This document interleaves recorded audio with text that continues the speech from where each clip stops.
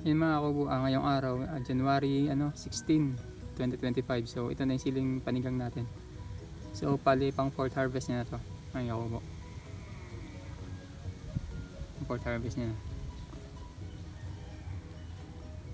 Papakita ko rin sa inyo yung yung mga kasabayan niya. Yung kapitbahay natin kanina sili nito. Nauna pa dito ng ilang araw. Pakita ko lang sa inyo yung tanim. Para makumpara nyo kung kano nga ba kabilis yung ganitong paraan ng pagpatanim ng sili.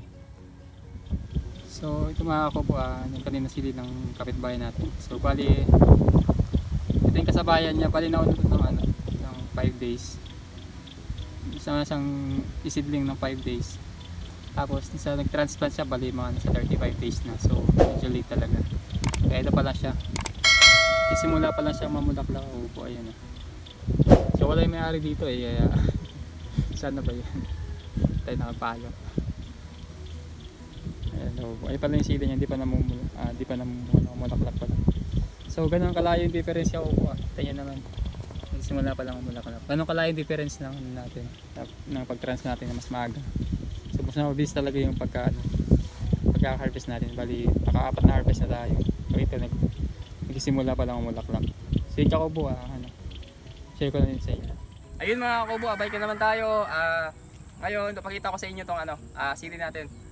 At 10 to 12 days, pwede na siyang i-transplant. 2 true leaves, ayun kakubo. Share ko lang din to sa inyo, baka magustuhan nyo, baka makatulong din sa inyo. Alam mo naman tayo dito, sharing is caring. So ayun kakubo, kung siyempre makakatulong naman sa mga kapwa nating farmer. Eto 12 days, di ba? Di nga tayo nag-transplant ng yung standard talaga 25 to 30 days. Yun yung standard na pagka-transplant ng sili. Kasi kadalasan ba ito mga 10 to 12 days. Malalanta to pag pag nasikatan ng araw. Pero may sikreto tayo dito, tsaka may na-discover tayo, di ba sikreto, sinishare nga natin na-discover natin na pwede pala siyang i-transplant kahit bata pa. Importante, may gagawin tayo dito. Papakita ko to sa inyo. Ayun kakubo, ayan diba, dalawa lang yung niya, true leaves, maliliit pa nga So yun, isasalang na natin to. Itong butas natin, may organic na rin to, may compost pit. Ayan, takpan natin. Ayan, di na to malalanta kahit sumikat yung araw. Pero mas maganda pag ganitong panahon, medyo maulan, medyo makulimlim, ayun.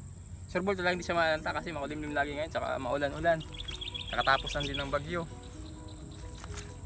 Saka ang purpose ko dito ako nahabol ko yung mapaaga yung harvest ko kasi nahabol ko yung ba ngayon, November 5 ngayon. Nahabol kong maka-harvest ako ng bago mag-Christmas. Kasi kung ita-transplant ko to ng 30 days. Bali pa to sa November 25 ko pa to November 25 ko pa to itatanim. Edi 1 month na lang, Christmas na o New Year na. Wala, di pa ito mamunga kasi 30 days pa lang Sige, kaya try ko, habulin natin yung Christmas na maka-harvest agad tayo. So yun kakubuan. Pakita ko lang din sa inyo itong tinanim ko kahapon. Ito mga kakubo, masigla sila. Ayan Alam mo talagang hindi yan malalanta kakubuan. Yan wala masigla. Kahit maliliit lang yung dahon niya, masigla yan. Ito sa ito yung kakubo, tignan nyo kakubo. May kulay pink na yung niya, itong stem niya. So gagawa ko ng video, pakita ko sa inyo kung anong ginawa ko.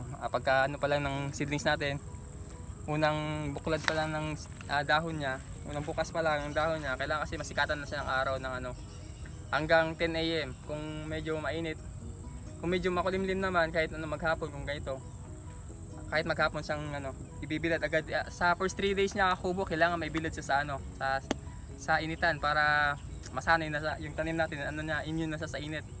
Kaya kahit medyo bata po siya i-transplant, kaya niya na. Kasi kagandahan dito, makakapag-adjust agad yung tanim Kung 25 days ka magka-transplant at 30 days, yun pala magsisimula yung yung tanim mo kumalat yung ugat. Ngayon, pag 30 days na nito, kung 30 days niya dapat i-transplant, ito nakakalat na yung ugat niya. Tingnan natin yung itsura niya pagdating ng 30 days. So pakita ko rin, kukuha tayo ng video niyan. So yun.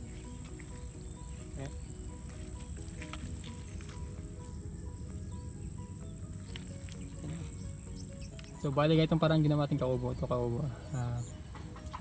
2 days na ito nakabila dito sa araw kasi walang araw masyado ngayon. Ayan. Kailangan kasi ano, maano agad sa expose agad sa sikat ng araw. So bali pagka 2 days na yan sa kubo. Ito after 1 week pwede na i-transplant to. Kasi kita nyo naman no. Matitibay siya kubo. Ang ganda ng pagkakaano niya. Pagkakabulas niya. Ang ganda ng kubo.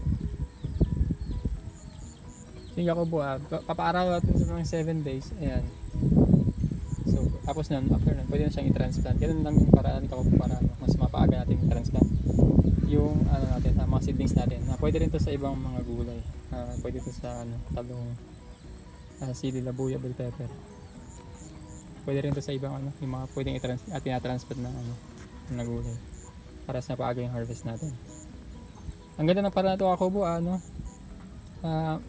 maganda siya kasi hindi siya nalalanta kapag na-transplant mo yung ganitong sili. Hindi tulad ng 30 days tapos nung naka-greenhouse yung nakatago na 30 days na sili, maraming dahon. Minsan pag mo yun, pag transplant mo, nahisira pa, nalalanta pa, di pa kinakaya yung sikat ng araw. Yung ganito Kakubo, subok ko na to. Ilan na yung transplant ko doon, yun, 10 days. Grabe ang tibay niya, sikat ng araw. Ginawa ko nga, transplant ko siya ng umaga. Tapos, pinaarawan ko.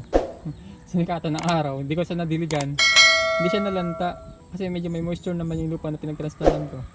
Hindi ko siya nadiligan, hindi siya nalanta ako, matibay talaga siya. Maganda yung ganitong paraan. So, try nyo rin sa farm nyo. Mga malaking tulong sa inyo para mas napaaga yung harvest natin ng mga farmers. Yun mga Kakubo, subscribe kayo dito kasi ngayon 2025 marami tayong mga bagong content na i-share sa inyo. So dito nyo lang to mapanood, saka dito nyo lang din talaga matutunan yung mga bagong paraan na ibabahagi ko sa inyo. Saka i-share nyo lang din Kakubo sa mga pwede nyo rin paki-share nyo na rin para marami pa tayong mga farmers na matulungan. So bali ngayon may na-discover na rin tayong gamot sa Fusarium wilt tsaka bacterial wilt. Share ko yan sa inyo sa mga susunod na content natin. So abang kayo lagi. Ayun mga Kakubo, ngayon November 25, tapos nag-seedlings tayo ng sili noong October 25. So 1 month na yung sili natin. 1 month. 1 month na yung sili natin. Nag-transplant tayo ng 12 days. So ito na yung result niya Kakubo. Chiring! Ayun Kakubo, ito yung result ng sili natin. Ayan, yung variety nga pala niyan, hiwaga ng East West. Ito yung Kakubo, siling panigang. Ayan, hinahabol kasi natin mapaaga yung harvest natin, kaya di na tayo nag-pruning. Ayan, nagsimula na siyang mulaklak. Di na tayo nag-pruning. Ang ganda ng result Kakubo. Baka nagustuhan nyo Kakubo yung ginawa natin dito. Paano na pa-support na sa channel natin, pa-subscribe, tsaka pa-share na rin, tsaka pa-like, pa-thumbs up na rin kung nagustuhan nyo itong video na to. So ayun Kakubo, kasi nga itong sili natin, kung nasa seedling tray pa to ng 30 days, so ang konti lang ng soil, tawag dito, basta soil mixture dun sa sa seedling tray natin, sobrang konti lang nun. So konti lang din yung nutrients na makukuha ng sili natin. So kung ano lang yung nandun, yun lang yung nutrients na makukuha nila. Kaya sa 30 days natin o 25 to 30 days natin sa seedling tray, yung sili natin sobrang liit lang kasi nga wala na, yun lang yun. So wala rin, di rin siya maabonohan kasi andun nga lang sa seedling tray. So ito kasi naka-2 beses na tayong abono dito Kakubo, kaya ayan, naka-advance na siya. Kung ngayon pa lang tayo, 30 days tayo magka-transplant, so alam nyo na kung itsura nito, nag-a-adjust pa lang. Ngayon, tingnan nyo Kakubo, ang layo ng diferensya. Ayun, ang laki ng niya, pagitan niya. So pinakita ko na rin naman sa inyo yung paano gagawin to. So ayun, marami na lang salamat sa pagsubaybay palagi. Tsaka yun, kung nagustuhan nyo nga itong video na to, tsaka may natutunan kayo, pa-subscribe na lang kasi nga pag may bago tayong discover sa pag-farming, i-share natin yan sa kapwa natin farming. Siyempre Kakubo, para sa para sa Pilipino. Ayan Kakubo.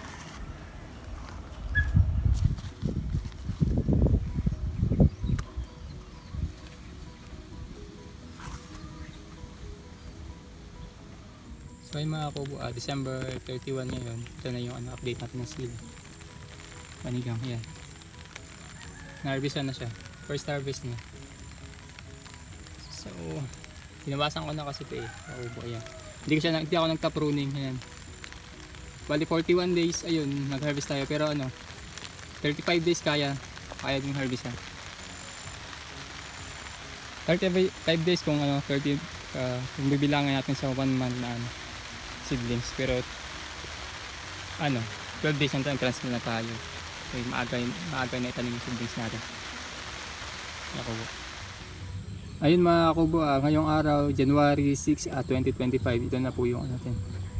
Siling panigang. Second harvest niya na. Ayun kubo. Second harvest. Second harvest ng siling panigang natin. Ayan, konti lang ito kubo. Ayun, ganun kabilis yung ano natin, kapag-harvest ng sili. 12 days transplant na process natin. So, pwede nating kung nagustuhan nyo ito kakubo, pwede yung gayahin and pwedeng gawin sa farm nyo. So bali sa talong natin kakubo, ginawa din natin yung ganung paraan. Ito kakubo, ayan. Ito yung natin transplant ng 10 days. Ayan kakubo, yung mga 10 days na transplant. Ito naman transplant natin ng ano, after 1 week. Ayan, sinunod natin ito. Ayan kakubo. Tapos ito na yung huling tanim natin. Ayan kakubo, maliit pa. So yan kakubo, by weeks yan lang. By week yung difference niya. So malayo talaga kahit isang seedlings siya kung mas malayo talaga difference sa kung mas maaga mo siyang transplant ay makita ko lang. Yan yung kagandahan ng ginawa ating paraan ng 10 days transplant. Paaga, mabilis talaga paaga yung harvest natin.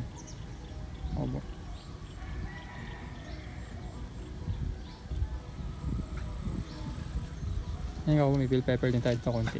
Konti-konti din tinanim natin. Tayo nagbulyong-bulyong ngayon. Konti-konti lang. Piranggot. Ayan ako bell pepper ay bunga na. So bell pepper natin nasa bilis to. Parang 8 days lang yata ito. Transplant ko na kagad ito eh. Ay yung sili ng kapitbahay natin kanina. Nauna yun dito ng transplant pa niya yun. Mas nauna pang na-transplant yun ng ng 1 linggo. So mas nauna pa itong amunga. So mas mabilis naman kasi yata yung harvest na itong harvest time nitong bell pepper. Lobo. Ang bilis lang. Maaga yung harvest natin. Yung sili natin.